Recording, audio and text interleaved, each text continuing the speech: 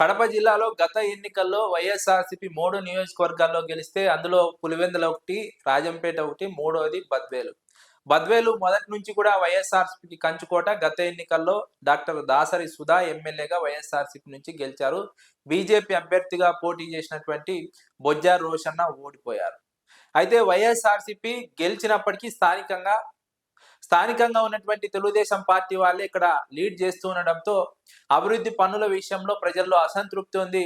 అభివృద్ధి జరగడం లేదన్న ఆందోళన ఉంది, అసంతృప్తి ఉంది. సంక్షేమ పథకాల అమల్లో ప్రజల్లో అసంతృప్తి ఉంది.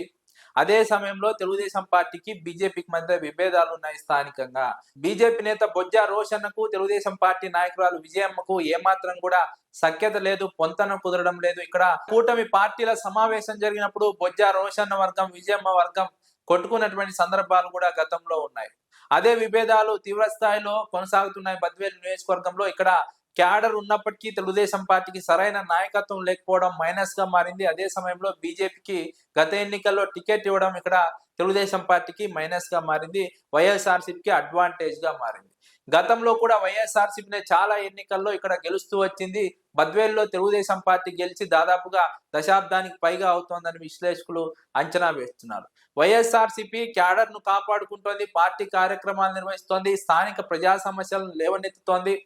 తమకు ఎమ్మెల్యేగా ప్రజలు అవకాశం ఇచ్చినప్పటికీ రాష్ట్ర స్థాయిలో తెలుగుదేశం పార్టీ కూటమి గెలవడంతో ఇక్కడ అభివృద్ధి పనుల్లో మొత్తం జోక్యం తెలుగుదేశం పార్టీ, బీజేపీ వాళ్ళదే ఉంది. కాబట్టి ఇక్కడ ప్రజలకు మంచి చేయలేకపోతున్నామన్న ఒక వాదన ప్రజలకు వైఎస్ఆర్సీపీ వినిపిస్తోంది. ప్రజలు దాంతో కన్విన్స్ అవుతున్నారు.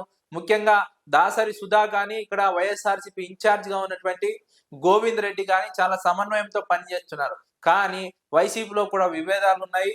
ఇన్ఛార్జ్ గా ఉన్నటువంటి గోవింద్ రెడ్డికి వైఎస్ఆర్సీపీ నాయకుడు విశ్వనాథ్ రెడ్డికి మధ్య తీవ్ర విభేదాలు ఉన్నాయి. ఇక్కడ ఉన్నటువంటి వైఎస్ఆర్సీపీ క్యాడర్ 2 వర్గాలుగా చీలిపోయింది. గోవింద్ రెడ్డి వైపు కొంతమంది, విశ్వనాథ్ రెడ్డి వైపు కొంతమంది ఉన్నారు. ఈ గ్రూప్ విభేదాలను పరిష్కరించుకోగలిగితే బద్వేల్ నియోజకవర్గంలో మళ్ళీ కూడా వైఎస్ఆర్సీపీని గెలవడానికి అవకాశం ఉంది. ఇక్కడ ఎన్నికల్లో ఇచ్చినటువంటి అభివృద్ధి హామీలు అమలు కాలేదన్న అసంతృప్తి ప్రజల్లో ఉంది. రాష్ట్ర వ్యాప్తంగా సంక్షేమ పథకాల అమలు విషయంలో ఉన్న అసంతృప్తి ఇక్కడ కూడా కొనసాగుతోంది. జనసేన, బీజేపీ, టీడీపీ మధ్య ఇక్కడ విభేదాలు కొనసాగుతున్నాయి. అవి వైసీపీకి అడ్వాంటేజ్ గా మారుతున్నప్పటికీ వైసీపీలో ఉన్నటువంటి విభేదాలు వైసీపీ కొంత మైనస్. కానీ ఈ విభేదాలను కనుక అధిగమిస్తే వచ్చే ఎన్నికల్లో ఇక్కడ వైఎస్ఆర్సీపీ మళ్ళీ గెలవడానికి చాలా అవకాశాలు ఉన్నాయన్నది విశ్లేషకుల అంచనా. నియోజకవర్గంలో టీడీపీ ఇన్ఛార్జ్ గా ఉన్నటువంటి విజయమ్మ వ్యవహార శైలిపైనే ప్రధానంగా నియోజకవర్గ ప్రజలు వ్యతిరేకత ఉన్నట్టు విశ్లేషకులు అంచనా వేస్తున్నారు. ఇక్కడ అవినీతి అక్రమాలకు పెద్ద ఎత్తున తెరలేపుతున్నారు.